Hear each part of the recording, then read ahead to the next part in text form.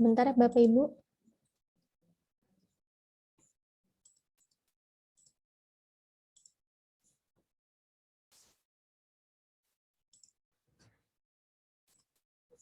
Baik, saya lanjutkan. Selamat sore Bapak Ibu semuanya. Selamat datang di CSA Community sesi 37 dengan tema The Pursuit of Truth, Oil Production and How to Get Benefit from It. Apa kabar Bapak Ibu semuanya? Semoga Bapak dan Ibu semuanya selalu dalam keadaan yang baik. Pertama-tama izinkan saya memperkenalkan diri saya. Nama saya Marsha Afrah yang akan memandu jalannya CSA Community sesi 37 pada hari ini. Selanjutnya, izinkan saya memberikan rasa hormat yang sebesar-besarnya kepada Bapak Ibu peserta dan Bapak Edwin Sebayang selaku moderator dan juga Mas Henryko Gani selaku pembicara pada hari ini atas kehadiran dan prestasinya yang luar biasa. Tak lupa juga saya doakan semoga Bapak dan Ibu semuanya selalu diberikan kesehatan, kelancaran, serta kemudahan selama CSA Community ini berlangsung. Dan selama kurang lebih 1 jam ke depan, pada sesi community hari ini, kita akan membahas tentang the pursuit of truth, oil production, and how to get benefit from it. Semoga besar harapan saya, Bapak Ibu semuanya dapat memahami materi yang akan disampaikan, baik itu oleh Pak Edwin selaku moderator, dan juga Mas Henryko Gani selaku pembicara. Dan untuk memulai CSA Community sesi hari ini, saya serahkan kepada Pak Edwin Sebayang selaku moderator. Selamat sore Bapak, untuk waktu dan tempatnya saya persilahkan. Terima kasih. Baik, Mbak Marsha, terima kasih. Selamat sore pembicara kita pada hari ini, Mas, siapa saya panggil jadi? Mas Henryko Gani atau Mas Gani atau Mas Henryko nih? Riko, Pak. Mas Riko aja, oke, ya. Terima kasih kepada Bapak Ibu, teman-teman CSA Community yang sudah hadir ya di dalam Zoom online di CSA Community ke-37 ya. Sore hari ini kita akan mendengarkan ya paparan luar biasa dari Mas Henryko ya mengenai the pursuit of crude oil production and how to get it benefit from it ya. Oke, sebelum kita memulai, izinkan saya untuk memperkenalkan diri ya. Nama saya Edwin Sebayang ya. Sebagai moderator tadi, jadi untuk kelancaran dari diskusi kita pada sore hari ini ya, kalau memang ada pertanyaan nanti mungkin bisa di chat box ya, atau mungkin raise hand ya, nanti bisa langsung untuk menanyakan ya, karena terus terang topik hari ini sangat menarik ya, terkait lagi dengan oil ya, nanti mungkin bisa kita gali ya. Kenapa sih oil itu menjadi suatu masalah saat ini ya, dan seberapa besar nanti dampaknya ya, kemana arah oil ya, lalu juga nanti bagaimana dampak terhadap ekonomi global termasuk ekonomi Indonesia. Nanti mungkin Mas Riko nanti bisa menjelaskan ya. Saya memperkenalkan untuk pembicara hari ini ya, nama lengkap Mas Henryko Gani ya.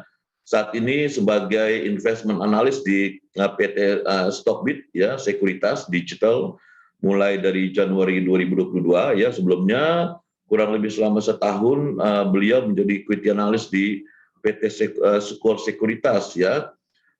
Lalu juga kita lihat ada beberapa sertifikasi yang beliau sudah punya. Pertama adalah beliau sudah lulus level 1 nih CFA. Lalu juga di 2019 beliau mendapatkan Certified Security Analyst ya dari LSPM ya. Lalu juga beliau mempunyai izin untuk WPP dan WMI, Bapak Ibu teman-teman ya. Untuk formal education beliau adalah lulusan dari Bachelor of Civil Engineering dari University of Tarumanegara ya, diselesaikan di tahun 2016 ya. Kalau saya lihat ini kebanyakan dari Sang Timur ya Mas ya, lulusan dari mulai SD sampai SMA-nya ya. Baik, jadi tanpa panjang lebar Bapak Ibu ya, mari kita dengarkan presentasi dari Mas Riko ya.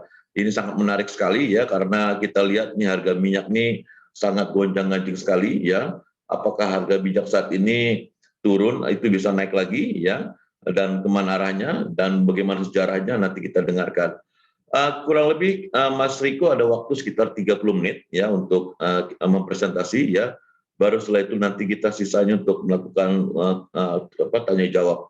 waktu dan tempat dipersilakan Mas Riko. Ya, terima kasih Pak Edwin.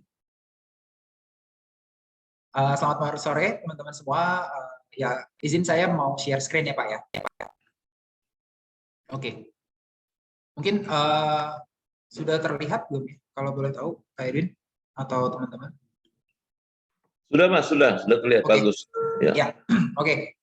Oke, jadi yang pertama saya ingin highlight adalah, jadi ini berupa sharing dari apa yang saya analisa berdasarkan beberapa cycle dari oil, dan kemudian juga ini hasil diskusi dari beberapa teman-teman investor dan beberapa analis, dan juga ini beberapa hasil temuan dari beberapa emiten seperti itu. Dan saya sangat berterima kasih untuk teman-teman yang sudah bersedia hadir, dan juga jika ada masukan atau pertanyaan, saya sangat terbuka untuk itu.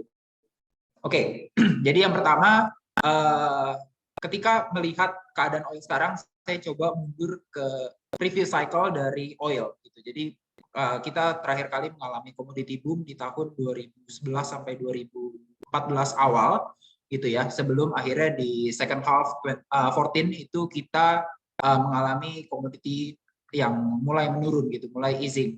Ya boleh dibilang hampir drop dengan signifikan gitu ya. Ini pertama dikarenakan oleh ekspektasi dari GDP China yang mulai menurun. Jadi orang expect akan terjadi penurunan juga untuk penggunaan oil dari yang sebelumnya China itu GDP-nya cukup signifikan ya kenaikannya, tapi mulai turun perlahan dari tahun 2010, dan ketika 2014 ini disadari oleh market, harga mereka mulai stop produksi mereka karena selama ini mereka terus-terusan membuka oil gitu, membuka rig baru dan rig baru lagi gitu. Dan karena nggak secepat itu untuk menutup rig mereka, oil inventory itu tetap naik terus gitu sampai dengan tahun 2015-an, 16 sorry, dari 2016-an. Karena supply yang terus bertambah, dari inventory-nya terus bertambah, sedangkan demand terutama dari China ya yang banyak menggunakan crude oil itu menurun, makanya di sini kita bisa melihat oil dan juga natural gas yang harganya menurun seperti itu.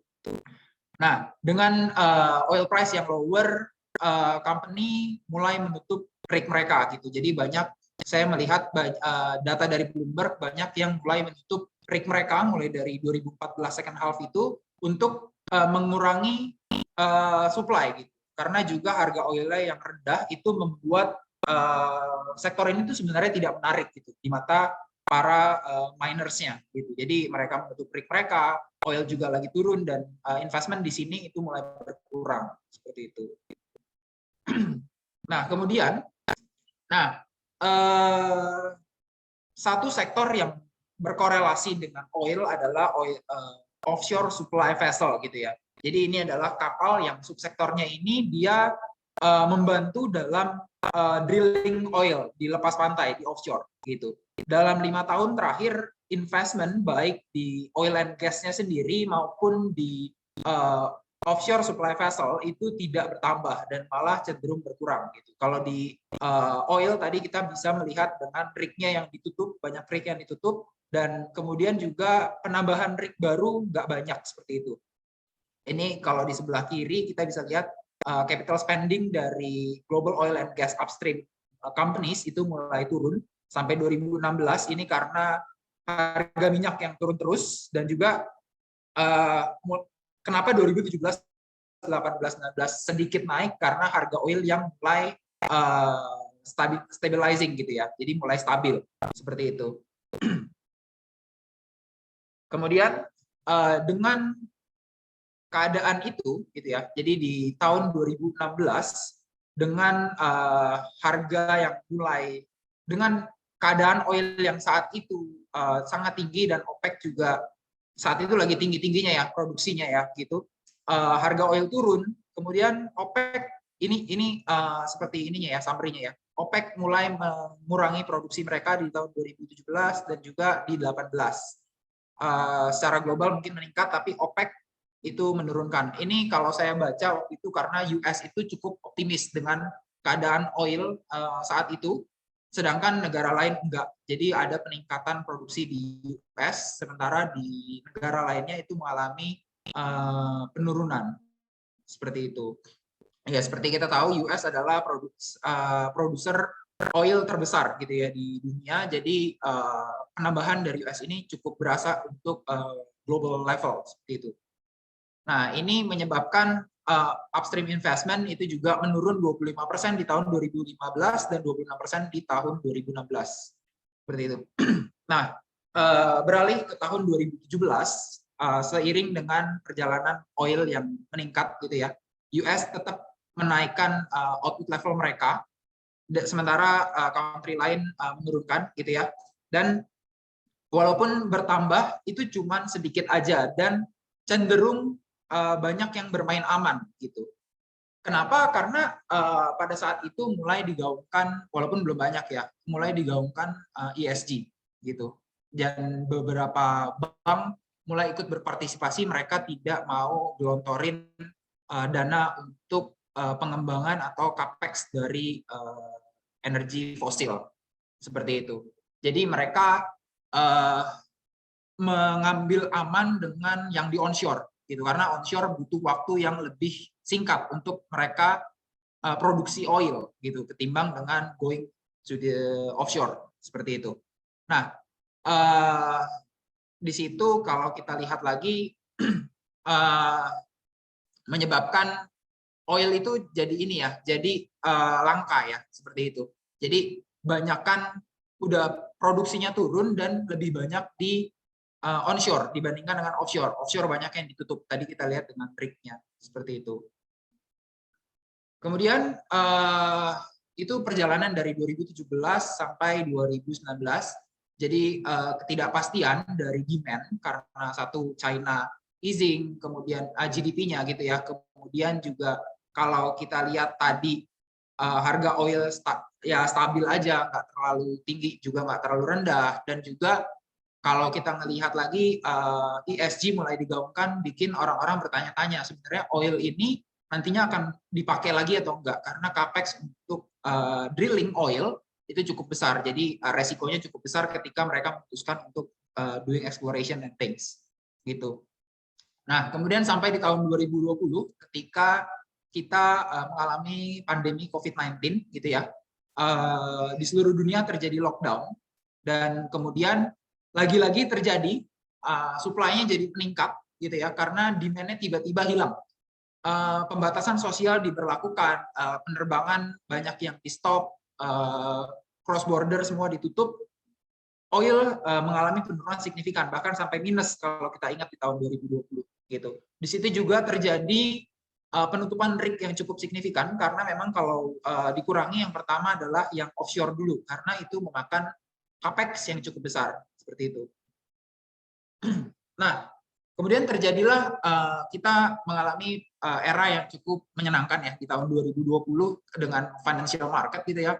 Hampir semua financial asset itu mengalami peningkatan dikarenakan quantitative easing dari the Fed, the Federal Reserve gitu ya, yang menyebabkan dolar index itu terdepreciate gitu ya. Dolar terdepresiasi, sementara aset-aset seperti saham, kemudian juga komoditas dan juga Bitcoin itu mulai mengalami peningkatan. Setelah itu kalau kita melihat sebenarnya impact dari dari quantitative easing itu adalah ketika selain menurunkan harga value daripada dolar dan menaikkan value daripada aset-aset keuangan, itu juga menyebabkan perbedaan sosial gitu ya. Social gap semakin besar gitu. Mereka yang tidak punya, kaum yang pendapatannya cukup rendah, itu harus mati-matian bekerja untuk memenuhi kebutuhan mereka gitu ya, bahkan harus disupport oleh pemerintah. Kemudian bagi mereka yang punya uang mungkin tidak harus merasakan hal itu, dan mereka bisa berinvestasi ke aset-aset keuangan gitu, sehingga di situ semakin terlihat perbedaan gap antara the have and don't have seperti itu. Kemudian excess liquidity itu juga pastinya flowing kemana-mana, ya seperti tadi ke komoditas, ke saham, apalagi waktu kita lihat digital waktu itu lagi benar-benar banyak digital disruption gitu, dan juga salah satunya Bitcoin seperti itu. Jadi semua aset naik dikarenakan harga dolar yang menurun, DXY yang turun seperti itu. Nah, yang jadi masalah adalah ketika semua itu dilakukan, quantitative easing dilakukan, itu akan menyebabkan masalah nantinya gitu. Ketika recovery yang kita lihat di tahun 2021 mulai terjadi recovery ya, terutama dari negara-negara maju seiring dengan vaksin rollout gitu. Nah, ketika ekonomi mulai mulai pulih, terjadi dua macam inflasi. Karena kenaikan harga-harga komoditas tadi itu menyebabkan cost push inflation dan juga terjadi demand pull inflation gitu. Kenapa demand pull terjadi? Karena terjadinya pent up demand setelah orang-orang di lockdown, nggak boleh kemana-mana.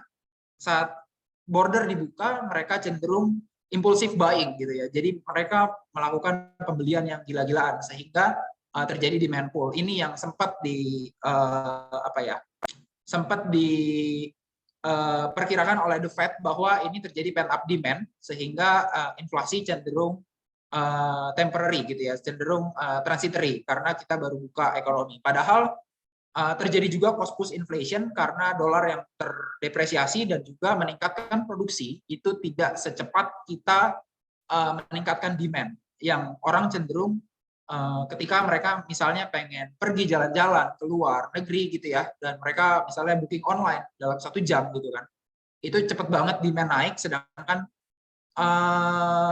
supply itu nggak bisa catch up secepat itu karena kan butuh hiring, butuh buka tambangnya lagi dan beberapa hal lainnya gitu kan. Nah ini saya coba breakdown gitu ya. Ini tadi dari demand pull inflation.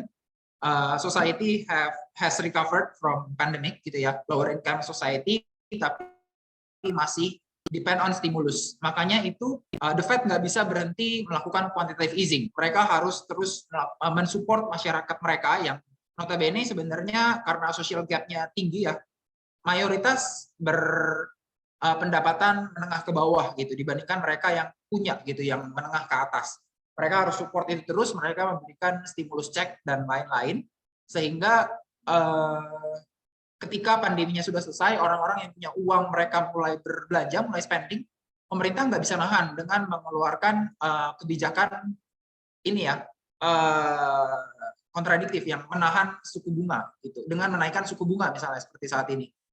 Sementara dari cost itu masih melihat bahwa mayoritas dunia itu belum pulih gitu ya, apalagi negara berkembang seperti kita contohnya juga masih struggle di 2021 dengan COVID gitu. Jadi mereka melihat tidak perlu nih untuk menaikkan produksi. Nah, ini yang menyebabkan sedikitnya oil yang mengalir ke market sementara demand meningkat cukup signifikan gitu. Kemudian juga kalau kita ingat sebenarnya ada clean energy yang semakin digaungkan. Kalau teman-teman ingat mungkin kita semua beralih pengen ke EV gitu ya, electronic vehicle. Kemudian juga semuanya semakin aware akan ESG. Mulai membangun EBT gitu ya, energi bersih terbarukan. Tapi ternyata belum siap semua itu karena butuh persiapan yang cukup signifikan, cukup besar gitu ya. Sehingga memang energi fosil masih harus berjalan beriringan gitu ya dengan transisi ini. Tapi karena kemarin itu ketika semuanya teriak ESG, ketika demand-nya balik dan tidak ada yang mau membuka supply baru, ini menjadi masalah gitu buat oil terutama. Karena ya intinya mereka tidak bisa memproduksi apa yang market butuhkan, apa yang didemandkan oleh market gitu. Jadi ketika mereka melihat tidak adanya demand yang stabil gitu ya, mereka cenderung tidak mau. Ini juga terlihat dari beberapa ini ya emiten yang harusnya mereka bisa melakukan capex ketika harga oil tinggi, tapi mereka cenderung melakukan buybacks dan juga membagikan dividen, membagikan keuntungan mereka dalam bentuk dividen seperti itu. Kemudian hal ini juga diperparah dengan geopolitik war dari Rusia dan Ukraina. Di first quarter 22 kita melihat Ukraina ingin bergabung bergabung bersama dengan NATO gitu ya, dan ini memicu perang antara perang dingin, awalnya perang dengan Rusia gitu ya, karena Rusia merasa terancam dengan NATO menaruh persenjataan di Ukraina seperti itu, dan ternyata nggak ketemu jalan tengah, dan sampai akhirnya Rusia invade Ukraine. Ini yang menyebabkan kemudian terjadinya supply chain disruption gitu ya. Waktu itu jadi kalau ya sampai saat ini juga ya, NATO mengutuk Rusia karena menyerang invade Ukraine gitu ya, dan ini jadi semakin parah. Sebenarnya Rusia nggak lagi perang melawan Ukraina aja, tapi dengan NATO gitu ya. Dengan Rusia yang merasa dia juga top oil producer, dia menyetop persediaan oil dan gas ke Western country gitu ya, ke Eropa terutama. Sehingga kalau kita lihat saat ini bahkan mereka benar-benar squeeze untuk supply oil gitu, dan mereka beralih ke batu bara yang salah satunya impor dari kita juga, dari Indonesia gitu ya, dan juga mereka melakukan eksplorasi seperti itu. Dan nah di sini harga komoditas yang naik itu memberikan apa ya, tekanan ke ekonomi, real ekonomi gitu, benar-benar menghantam demand, dan yang tidak ada hal yang bisa dilakukan kecuali menurunkan harga komoditas gitu. Tapi di sini nggak ada yang bisa dilakukan. Bahkan kalau kita baca di berita bahwa US sudah merilis rilis SPR mereka ya, Strategic Petroleum Reserve mereka, harga oil masih hanging above 100 gitu kan. Jadi masih di atas 100. Baru saat ini turun dikarenakan orang takut resesi dan demand yang worsening lah seperti itu. Dan ini dilakukan dengan quantitative easing gitu kan ya, dengan menaikkan suku bunga yang cukup besar gitu ya, the Fed. Kemudian juga dia melakukan quantitative tightening dengan menarik uang di market gitu ya. Mereka berharap harga komoditas turun, dan memang terjadi harga komoditas turun dari semua. Tapi kalau kita perhatikan sebenarnya yang masih hanging di atas itu sebenarnya dari energi. Energi ini karena kembali lagi tadi low investment di industri ini seperti itu. Dan kalau saya lihat waktu itu, jadi harga oil ini akhirnya bisa diturunkan. Ini karena orang-orang takut mayoritas negara besar itu mengalami resesi. Tapi sebenarnya kalau kita lihat keadaan kita di Asia itu lebih diuntungkan dibandingkan mereka yang ada di negara maju gitu. Kalau kita lihat Indonesia masih membukukan GDP yang positif gitu ya. China juga tadi baru merilis kuartal 2-nya, walaupun below tapi masih positif di tengah mereka lockdown gitu ya. Di lockdown aja mereka masih bisa mencatatkan GDP positif. Kita pun masih mencatatkan ekspektasinya masih positif di kisaran 5% gitu. Tapi kita akan lihat nanti datanya gimana. Tapi so far kita masih kuat untuk fundamentalnya, dan ini dirasakan oleh beberapa negara di Asia gitu ya, tidak merasakan inflasi yang tinggi banget seperti di negara barat. Memang kita merasakan inflasi, tapi inflasinya tidak setinggi teman-teman kita yang ada di negara barat seperti itu. Dan ini penurunan harga ini harus dibayar dengan resesi, potensi resesi seperti itu. Dan apakah keadaannya akan selesai sampai sini? Menurut saya tidak, karena harus meningkatkan supply. Karena at some point, mungkin saat ini untuk short term, ketika terjadi resesi, demand akan turun. Tapi kalau suatu saat, dan pasti orang nggak mau untuk terus-terusan berada di zona resesi ataupun depresi bahkan jangka panjangnya, ketika mereka mulai mau menjadikan ekonomi mereka tumbuh lagi, permintaan akan oil itu akan ikut meningkat seperti itu.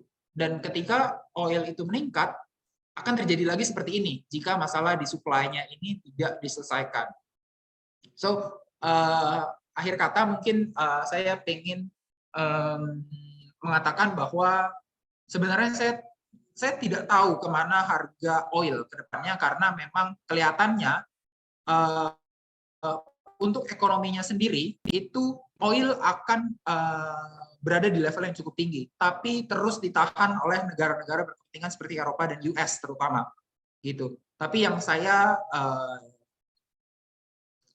tarik kesimpulan dari analisa saya adalah bahwa akan terjadi kenaikan dari produksi oil, gitu, dan ini akan menguntungkan beberapa subsektor yang mendukung untuk produksi oil, gitu. Contohnya untuk kontraktor oil, gitu ya, dan juga kapal-kapal pendukung oil dan juga turunan-turunannya. Seperti itu. Oke, mungkin itu aja presentasi dari saya, Pak Edwin. Kalau mungkin bisa ke sesi selanjutnya. Baik, terima kasih Mas Riko untuk presentasinya ya. Jadi dari presentasi Mas Riko kita bisa melihat ya secara ringkas ya bagaimana perkembangan dari harga minyak tersebut ya, dan juga bagaimana harga-harga tersebut ya hingga pada saat ini ya. Tentunya sudah memancing banyak pertanyaan nih dari teman-teman di di floor ya, untuk mungkin mulai mengajukan pertanyaan ya. Dipersilakan Bapak Ibu teman-teman jika ada yang ingin menanyakan, karena saya pribadi udah banyak nih pertanyaannya nih yang pengen saya tanyakan. Jadi saya kasih dulu sama floor. Kalau floor gak ada baru saya tanya nanti gitu ya. Jadi silakan Bapak Ibu ya, mungkin bisa langsung dengan menyalakan mic-nya atau mungkin menyalakan kamera, itu mungkin kalau agak malu-malu dipersilakan untuk menulis di chat box-nya ya. Kita punya waktu masih cukup panjang Bapak Ibu ya, apalagi ini menjelang weekend ya, jadi santai aja ya. Setelah mungkin kantor kita nanti mungkin hangout ya, atau mungkin healing tipis-tipis ya. Silakan Bapak Ibu menanyakannya. Kalau jika ada yang bertanya, silakan. Ini kesempatan luar biasa sekali kita bisa berkumpul dan kita bisa mendengarkan langsung dari narasumber yang kompeten.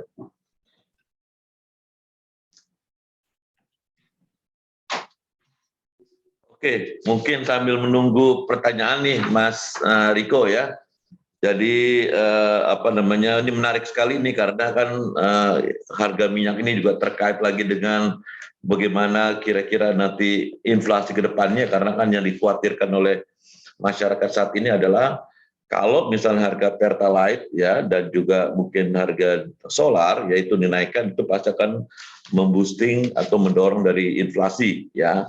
Tapi sebelumnya mungkin yang kita perlu pertanyakan adalah berapa sih Mas kira-kira produksi dari oil atau supply oil Rusia terhadap global supply yang ada di saat ini ya, karena kan kita melihat dengan adanya pembatasan tersebut katanya ya membuat harga minyak kemarin sempat di atas 120 ya, dan sekarang dengan adanya pembatasan tersebut ya banyak negara-negara di Eropa ini sekarang mulai mengalihkan ya mesin-mesin pembangkit listrik mereka ya mungkin ke batu bara jadi saat ini ya, karena memang di shutdown mereka punya pipe dari Rusia ya. Jadi seberapa besar sih sebetulnya supply dari minyak Rusia tersebut ke supply minyak global Mas per harinya? Ya, jadi kalau untuk Rusia sendiri sebenarnya dia ada di urutan ketiga Pak untuk produksi minyak. Jadi yang pertama ada Amerika Serikat, itu hampir 14 juta barrel per day. Kemudian ada Arab Saudi di 11 jutaan, dan di kisaran 10,5 juta itu ada di Rusia Pak. Jadi kurang lebih ini lumayan signifikan ya Pak ya, jika di stop alirannya begitu, karena Eropa suplai utama minyaknya itu dari Rusia Pak. Oke. Nah, jadi Bapak Ibu udah bisa dengar ya dari Mas Riko ya, bagaimana pentingnya suplai minyak dari Rusia tersebut ya terhadap suplai minyak global ya, dan itu memicu kenapa harga minyak mentah WTI ya masih berada di atas $90 nih ya, terakhir 95 ya, dan mungkin bisa meningkat lagi ya. Oke ya, jadi itu yang yang perlu kita tahu ya, sehingga kita melihat memang suplai dari minyak Rusia itu penting sekali terhadap jumlah minyak yang ada, jumlah atau suplai minyak yang ada di pasaran sekarang ya. Silakan teman-teman, Bapak Ibu ya, kalau ada pertanyaan ya, ada peserta kurang lebih sekitar 70-an ya. Mungkin ada yang ingin ditanyakan, dipersilakan langsung boleh.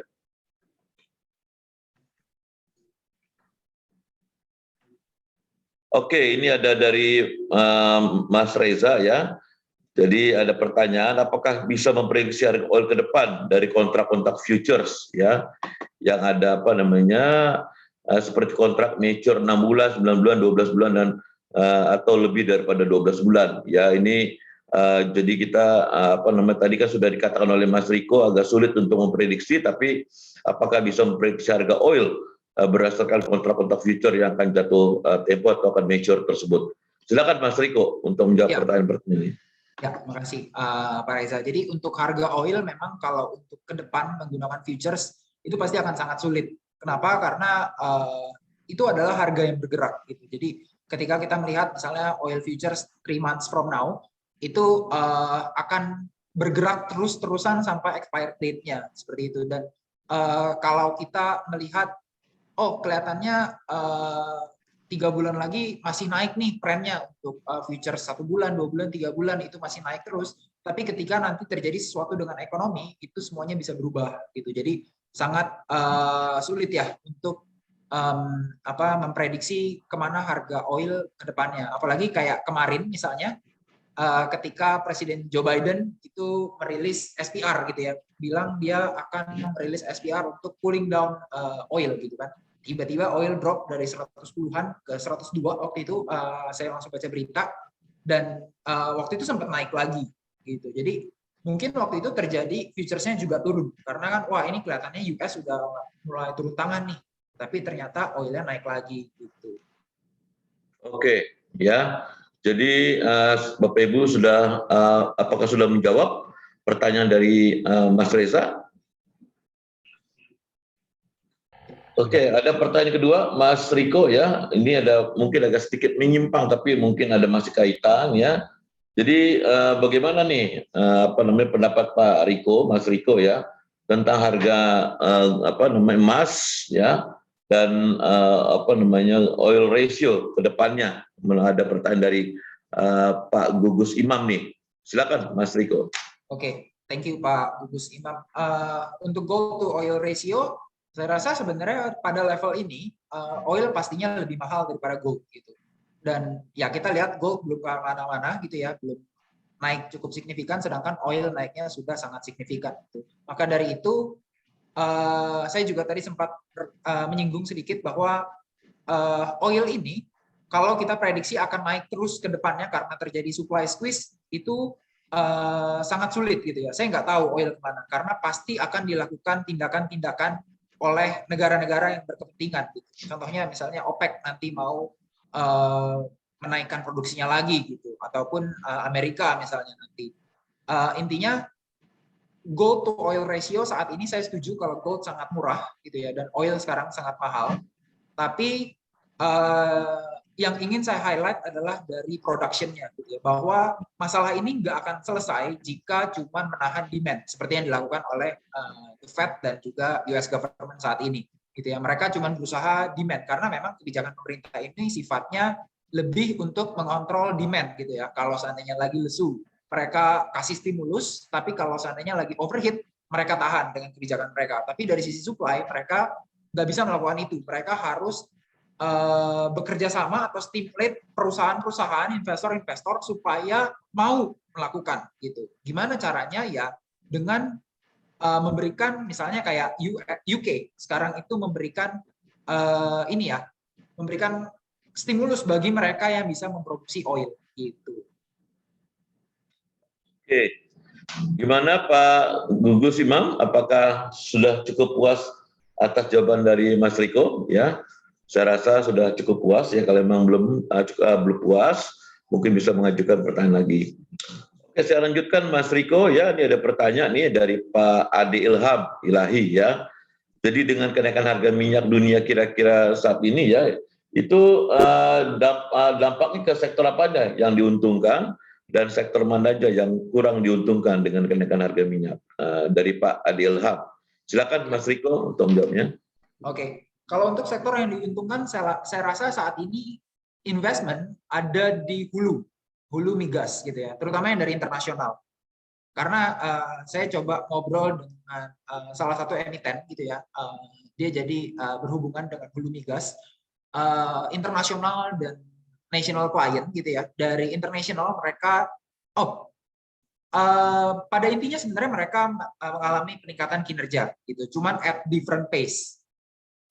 Internasional itu mengalami peningkatan kinerja yang lebih signifikan karena mereka melihat UK dan Uni Eropa itu gencar melakukan eksplorasi gitu. Dan kalau kita lihat British Petroleum itu mendapatkan konsesi dua area kita di minyak.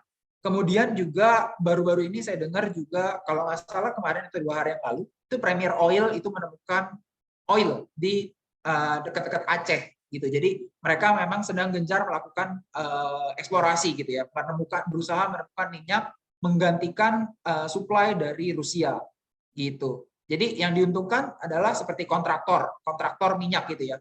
Kalau kita ngomong seperti apa sih kontraktor itu? Jadi kalau dengan batu bara mungkin yang lebih familiar gitu ya. Penambang batu bara ada Adaro, PTBA, Indi, Harum dan kawan-kawan. Tapi kontraktornya ada Doit dan UNTR gitu. Dan kontraktor ini saya rasa cukup menarik gitu ya. Dengan peningkatan ini artinya mereka bisa mendapatkan revenue tambahan jika rig-nya baru dibuka gitu, dan juga beberapa kapal penunjang, contohnya oil tanker dan juga oil offshore supply vessel, dan juga kalau mereka memang jualan produk atau jasa yang berhubungan dengan hulu, saya rasa itu menjadi sektor yang diuntungkan itu. Dan yang less profitable itu saya rasa yang ada di hilir, karena dengan semakin mahal mereka akan lebih susah untuk ngejual gitu. Mereka punya cenderung stable margin kan ya, kayak contohnya Akra punya stable margin yang ngambil dari hulu dan juga langsung dijual ke pasaran gitu. Mereka akan lebih sulit karena ya menjual barang yang lebih mahal pastinya akan lebih sulit daripada menjual barang yang lebih murah, seperti itu saya rasa. Itu Pak. Baik, itu jawaban atas pertanyaan dari Pak Ade Ilham ya. Jadi cukup jelas ya Pak, kira-kira sektor mana nih ya yang diuntungkan dan tidak diuntungkan ya. Jadi kalau seperti itu mungkin kan bisa langsung lari, mungkin kira emiten-emiten apa di market nih ya, di bursa yang memang diuntungkan dengan kenaikan harga minyak tersebut ya, dan yang mana perlu dihindari. Oke, terima kasih Mas Riko untuk jawabannya. Oke, kita lanjutkan. Ini ada pertanyaan lagi ya dari Pak Heri Setiawan ya. Jadi saya pernah mendengar ya beberapa pendapat yang mengatakan bila harga oil sudah di level-level ini berarti udah all time high ya. Itu artinya kondisi dari siklus ekonomi itu sudah di posisi puncak ya, dan siap memasuki masa-masa untuk terjadinya resesi ya, atau masa-masa terjadinya katanya stagflasi sekarang katanya ya. Jadi atau mungkin sekarang juga sudah masuk masa-masa koreksi katanya ya. Nah, bagaimana nih jawaban dari Mas Riko atas pertanyaan tersebut? Silakan Mas. Oke, mungkin saya pengen mutip dari salah satu buku yang saya baca, itu Changing World Order yang ditulis oleh Ray Dalio gitu ya. Jadi memang kalau kita melihat saat ini mungkin dunia akan mengalami resesi karena banyak negara maju yang mayoritas menyumbang besar gitu ya ke ekonomi dunia itu akan mengalami resesi. Dan betul, saya nggak membantah itu, saya rasa seperti itu juga. Tapi yang perlu kita perhatikan at detail gitu, karena banyak negara seperti yang saya sebut tadi itu tidak mengalami resesi. Contohnya kita dan juga China gitu ya, itu tidak mengalami resesi. Dan ini ditulis juga di bukunya Changing World Order itu bahwa Amerika saat ini itu akan sangat sulit ketika mereka menghadapi external problem seperti itu. Jadi internal Amerika sendiri itu tidak kuat. Kenapa? Karena kalau kita perhatikan, ini saya sempat buka juga, total debt to GDP-nya Amerika itu sangat tinggi, apalagi sejak 2020. Dan dengan menaikkan interest rate saat ini, coverage rasio mereka nggak akan bertahan lama. Gitu. At next 2 years, maybe, or 3 years, itu mereka harus menurunkan suku bunga lagi atau mencetak uang lagi, quantitative easing lagi. Kenapa? Karena kalau enggak mereka akan default atas obligasi mereka sendiri, gitu. Itu ya perhitungan saya perhitungan kasar, tapi dengan melihat GDP dan apalagi jika GDP-nya sekarang resesi ya, artinya kan GDP-nya turun. Saya waktu itu forecast ketika belum terjadi GDP itu di awal tahun menggunakan stable growth aja dari US GDP kurang lebih 2%. 2 tahun lagi dengan penambahan hutang yang luar biasa dari Amerika biasanya dan interest rate yang tinggi, itu nggak akan nutup. Mereka either default atau mereka do quantitative easing atau mereka turunin rate mereka, gitu. Itu yang harus mereka lakukan. Jadi Amerika tidak punya kemampuan untuk menahan eksternal faktor, dan saat ini ya seperti yang kita tahu commodity is an external factor gitu kan, factor. Dan kalau kita melihat di other side of the table di Asia, kita diuntungkan. Sebagai contoh ya, kita diuntungkan dengan kenaikan harga batu bara, kenaikan CPO, nikel. Nikel walaupun turun signifikan, tapi sebenarnya masih mencatatkan kenaikan gitu kan ya. Dan juga beberapa negara lain seperti China. China itu seperti meledek negara-negara di Barat. Ketika semuanya naikin suku bunga, mereka malah menurunkan suku bunga.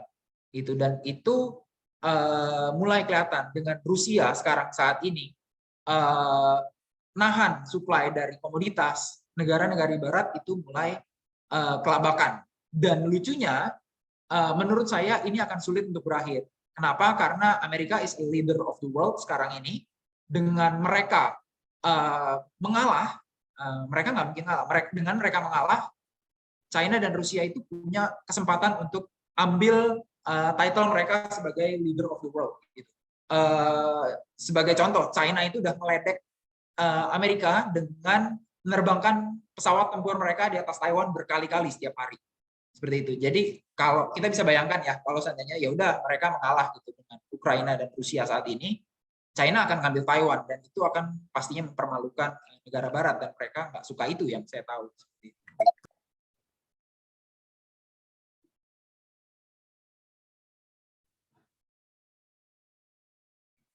Oke, Pak Heri Setiawan, demikian jawaban dari Mas Riko ya. Kalau soal Amerika emang sih banyak perdebatan juga nih gara-gara mungkin presidennya lemdak presiden katanya ya. Kalau mungkin era Trump itu mungkin nggak bisa terjadi situasi saat ini ya. Cuma si Opa Biden ini karena memang pelupa ya, sehingga memang dianggap mungkin tidak terlalu keras oleh Rusia maupun oleh si China ya, makanya dia berani dengan Opa Biden seperti itu ya. Baik, terima kasih jawabannya Mas Riko ya. Ini ada pertanyaan lagi dari Pak Ridwan Ibnu ya. Jadi jika minyak naik lagi, lalu kemudian Indonesia masih menahan Pertalite di 7650 ya, dan Pertamina juga menahan Pertamax di 12,5 ya. Jadi bagaimana nih ya dampaknya terhadap ekonomi kita secara makro dan APBN ya. Seperti kita ketahui kan dan Banggar itu DPR sudah menaikkan ya asumsi harga minyak di APBN itu dari 63 ke 100 ya. Jadi kalau memang nanti di bawah 100 itu sebetulnya menjadi surplus buat Indonesia ya, tapi kalau di atas 100 itu mungkin nanti jadi persoalan ya.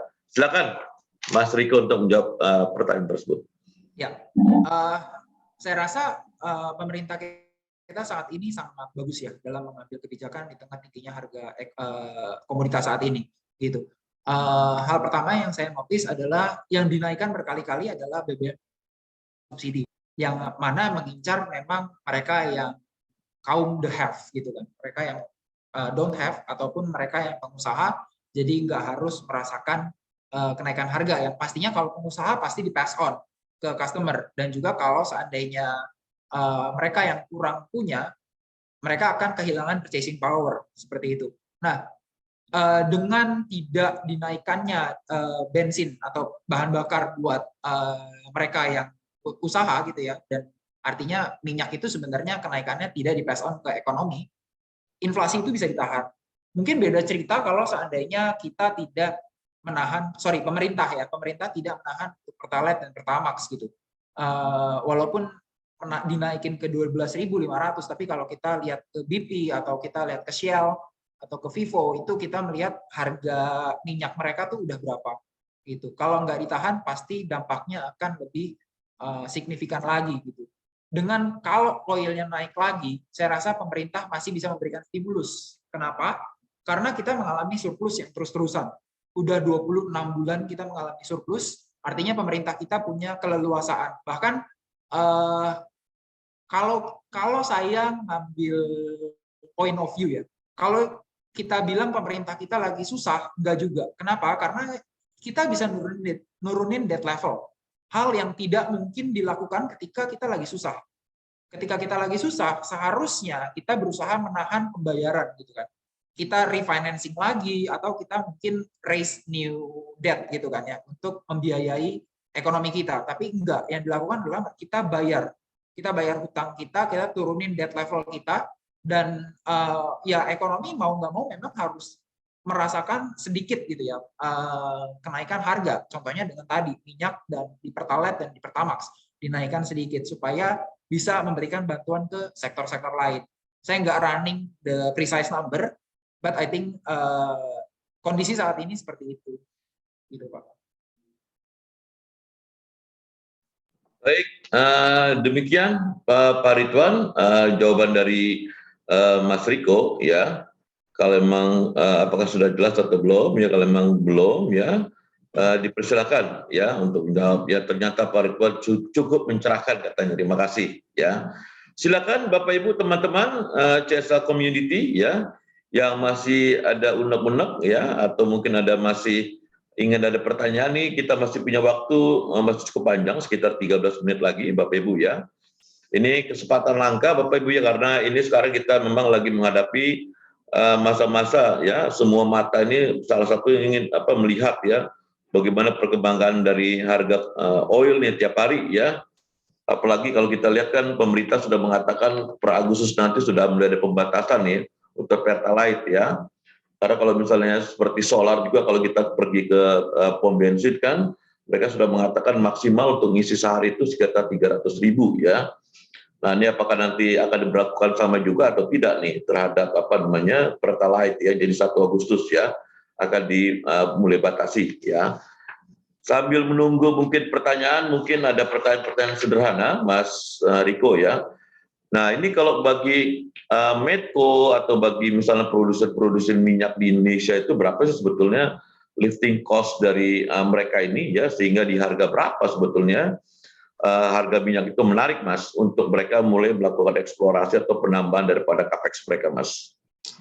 Oke.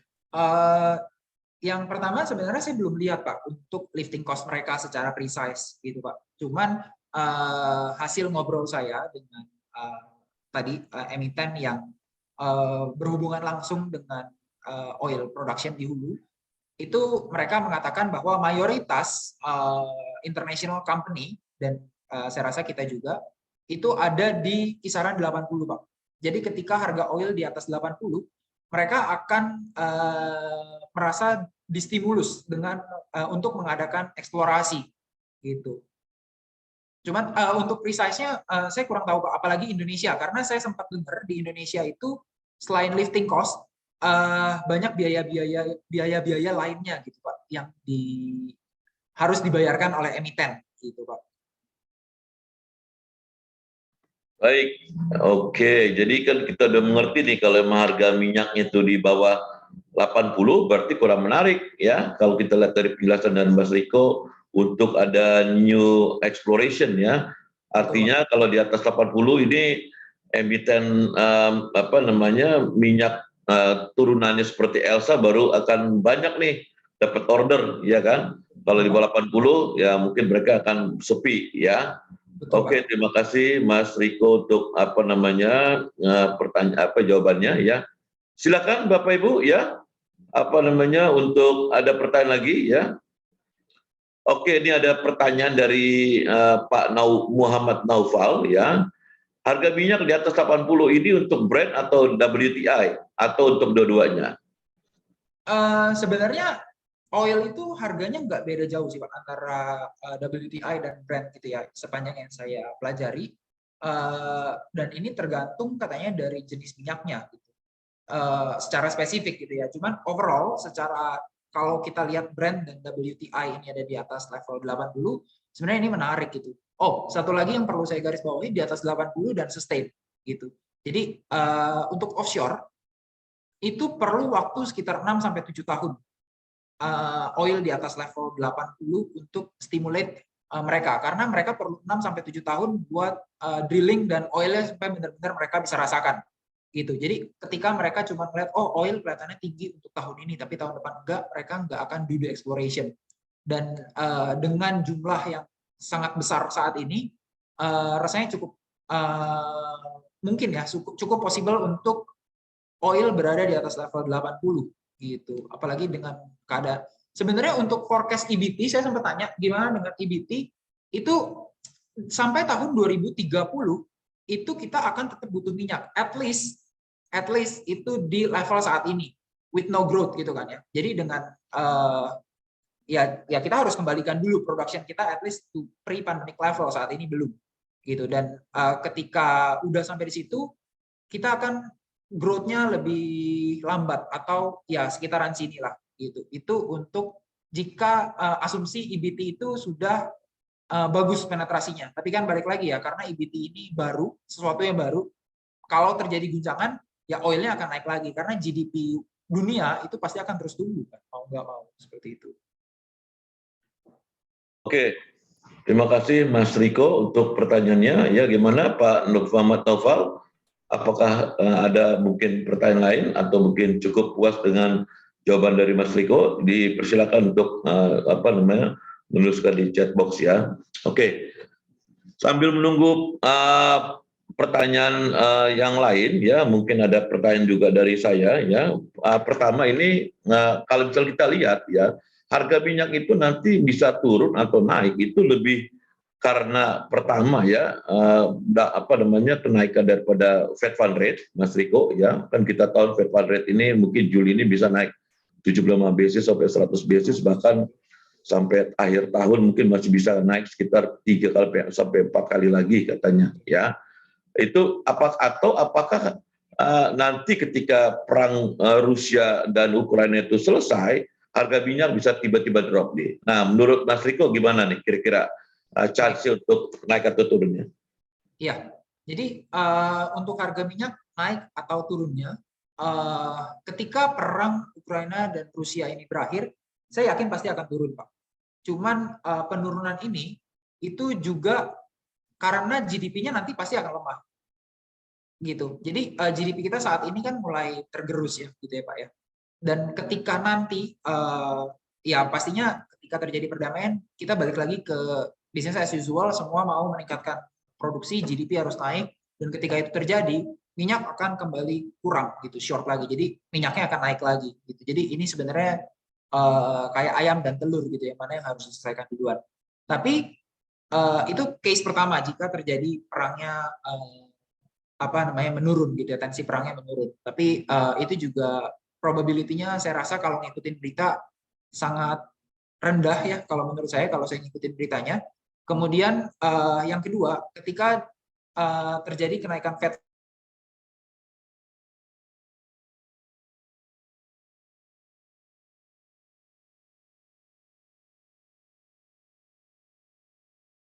Lalu mungkin Mas Riko sedang menghadapi sinyal ya.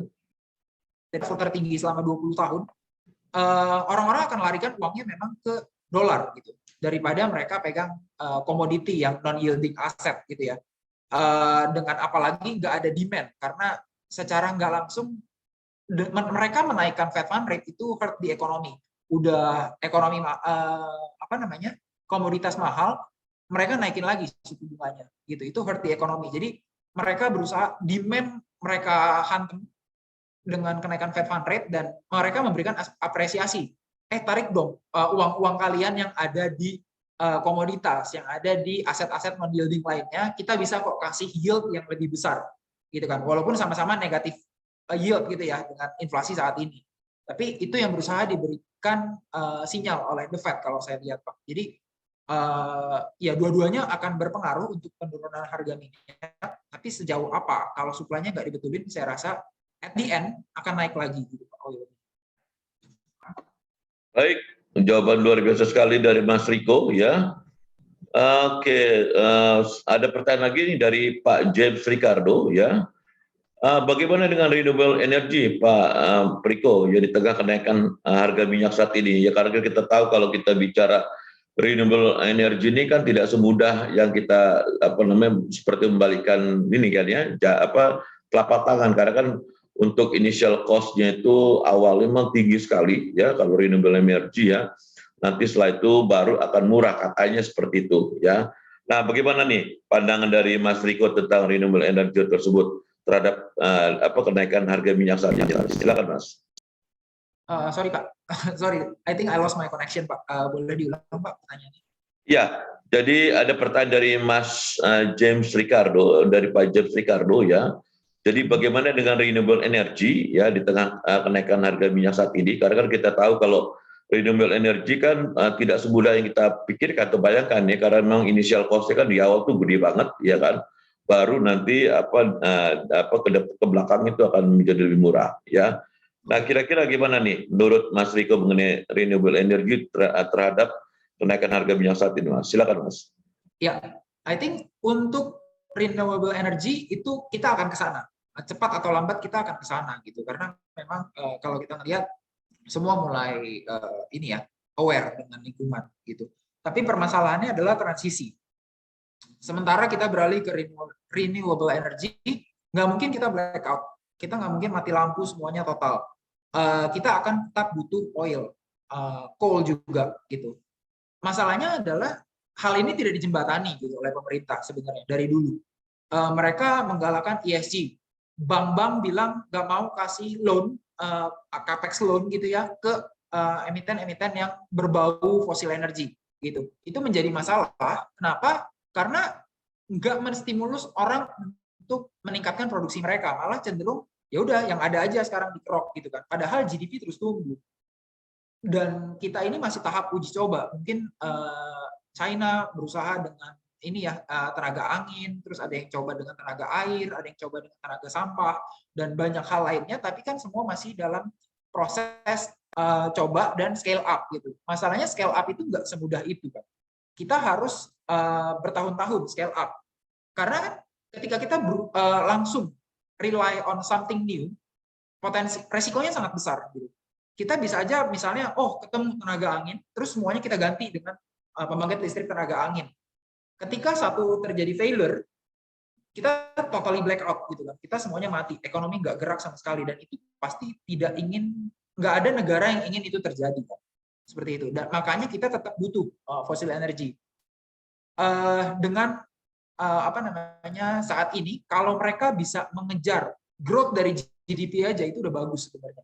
Misalnya GDP growth 2% dan mereka bisa ngejar 2%, artinya mereka kan udah bagus gitu. Tapi fosil energi juga tetap dibutuhkan dan diskrepensinya kan jauh ya. EBT cuma segini misalnya, 2%-nya cuma segini, tapi yang dibutuhkan ekonomi 2%-nya segini. Itu kan tetap aja kita butuh minyaknya gitu ya. Kita tetap butuh batu baranya gitu. Dan transisi ini sebenarnya kalau mau benar-benar fully transisi ke EBT, menurut saya pemerintah dunia itu harus menjembatani gimana mereka tetap kalian tetap dong produksi fossil fuel sambil kalian misalnya kayak yang dilakukan Adaro dan kawan-kawan, sambil kalian misalnya beralih ke energi lainnya seperti itu, tapi tidak dimatiin langsung kayak saat ini juga kalian harus stop produksi kalian gitu. Itu yang akan sangat membahayakan buat ekonomi saya gitu. Oke, Mas Riko, terima kasih atas jawabannya. Bagaimana Pak James Ricardo? Ya, apakah memang ada pertanyaan lain atau cukup puas ya? Jadi berhubung dengan keterbatasan waktu, saya membuka masih ada satu pertanyaan lagi nih. Saya tunggu nih, ya. Gak terasa nih ya kalau memang pembahasan yang menarik, topik menarik, memang gak terasa udah tiba-tiba 1 jam aja ya. Silakan Bapak Ibu, kalau memang masih ada satu pertanyaan lagi ya, terakhir ya sebelum kita menutup tanya jawab ya atau menutup diskusi kita pada sore hari ini ya. Saya masih tunggu Bapak Ibu, atau memang sudah puas atau seperti apa? Silakan. Oke, mungkin nampaknya kayaknya the floor sudah cukup puas. Jadi dari saya satu lagi Mas Riko ya. Walaupun Mas Riko tadi mengatakan tidak bisa atau tidak mau untuk memprediksi harga minyak kemana arahnya ya. Cuman ada satu pertanyaan sederhana yang menggelitik nih ya. JP Morgan ya dan juga Citi mengatakan bahwa harga minyak bisa turun ke harga 60-an, 60-65 katanya ya. Tapi ada yang mengatakan lagi di akhir tahun katanya harga minyak bisa ke 120-an lagi nih ya. Nah ini cuman ini aja ya dari pandangan Mas Riko ya, kira-kira dari dua kubu yang sangat ekstrim sekali ya. Menurut pandangan Mas Riko kira-kira gimana nih dari mata batinnya Mas Riko nih? Kemana kira-kira arah minyak ya? Mungkin walaupun tadi sudah mengatakan tidak bisa atau tidak mau memprediksi, tapi kira-kira gimana nih menurut pendapat pribadi Mas Riko? Silakan ya, pertanyaan terakhir sebelum kita menutup diskusi pada sore hari. Silakan Mas. Oke Pak, kalau menurut saya kita akan melihat perkembangan dari China Pak, gitu. Karena China ini konsumen utama dari minyak itu sangat tinggi. Kedua India. Asia adalah, ini saya baca dari reportnya EIA dan OPEC, bahwa konsumennya oil itu sebenarnya yang paling signifikan adalah China dan India dan Asia, negara-negara Asia. Ini dikarenakan GDP per kapita yang sebenarnya lebih rendah. Apalagi multiplier efek dari China itu sangat besar ya. Gitu. Jadi mereka yang notabene menengah ke bawah daripada masyarakat di Amerika dan jumlahnya yang sangat banyak, itu menyebabkan penggunaan minyak itu sangat besar.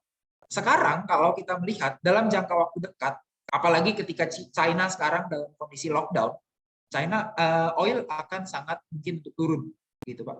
Menurut saya Pak ya, dalam jangka pendek lebih mungkin untuk turun. Tapi untuk jangka menengah panjang, apalagi ketika nanti China udah mulai buka lockdown, itu akan ada momentum untuk oil kembali menguat. Tapi besarnya berapa, saya nggak berani forecast gitu, karena I don't run the number gitu saat ini. Tapi akan ada potensi untuk menguat di saat itu. Dan dengan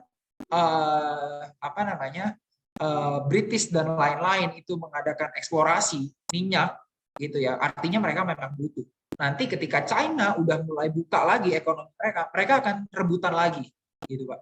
Jadi ini seperti permainan ya Pak ya, menurut saya politik gitu. Minyak mungkin stabilize di kisaran ini, cuman mungkin kayak roller coaster, turun naik gitu. Cuman at the end saya rasa oil akan ada di level yang tinggi gitu Pak, di atas level 80 seperti itu Pak, kalau menurut saya.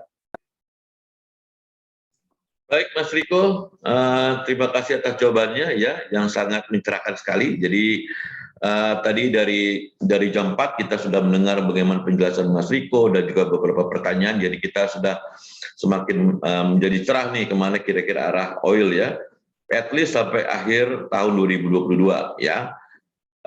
Demikian Bapak Ibu ya, diskusi kita pada sore hari ini ya, mudah-mudahan apa yang dijelaskan oleh Mas Riko ya itu bisa bermanfaat untuk kita semua ya, terutama adalah CSA Community ya, sehingga mungkin dari teman-teman analis yang mungkin cover di oil ya, sektor oil itu mungkin dapat masukan atau mungkin tambahan knowledge dari Mas Riko ya. Sekali lagi saya ucapkan ya Mas Riko terima kasih atas nama moderator ya. Mudah-mudahan diskusi kita seperti hari ini itu akan bisa sering berlanjut dengan topik-topik yang lain ya, karena memang sangat menarik dan memang kita perlu bicara-bicara seperti yang dijelaskan oleh Mas Riko pada sore hari ini. Demikian Mbak Marsha, saya kembalikan ke Mbak Marsha. Terima kasih Bapak Ibu. Selamat sore. Terima kasih teman-teman semua. Ya. Terima kasih Pak Edwin. Ya, terima kasih Mas Riko. Baik, terima kasih Pak Edwin. Terima kasih juga Mas Hendriko Gani atas pemaparan materinya yang sangat luar biasa, juga jawaban-jawaban atas pertanyaannya yang sangat memuaskan. Semoga dapat menjawab pertanyaan Bapak Ibu semuanya. Baik Bapak Ibu, berhubung acara kita telah selesai, sebelum mengakhiri boleh kita dokumentasi terlebih dahulu ya Bapak Ibu. Pak Edwin, Mas Hendriko Gani, boleh dinyalakan kameranya.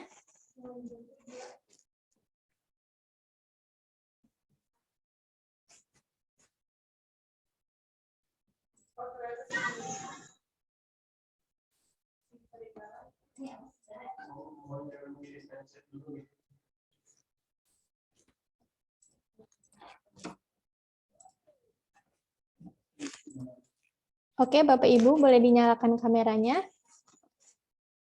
Sambil menunggu yang lain untuk membuka kamera, boleh kita foto pertama terlebih dahulu ya. Yang pertama ada gaya jempol, boleh Bapak Ibu semuanya. Dalam hitungan ketiga, saya akan print screen. 1, 2, 3.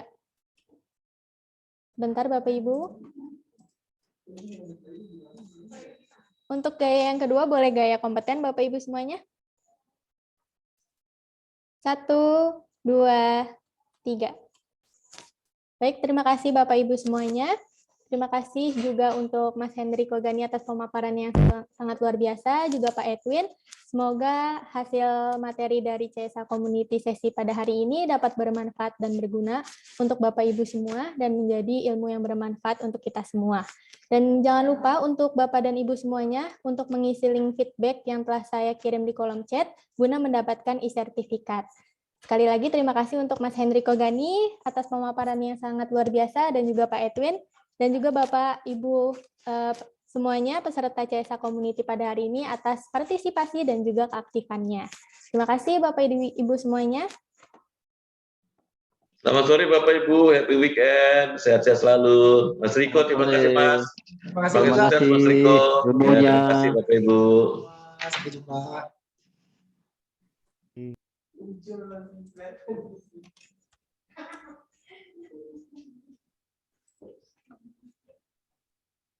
Untuk Bapak dan Ibu semuanya boleh meninggalkan Zoom apabila tidak ada aktivitas lagi di ruang Zoom ini. Terima kasih.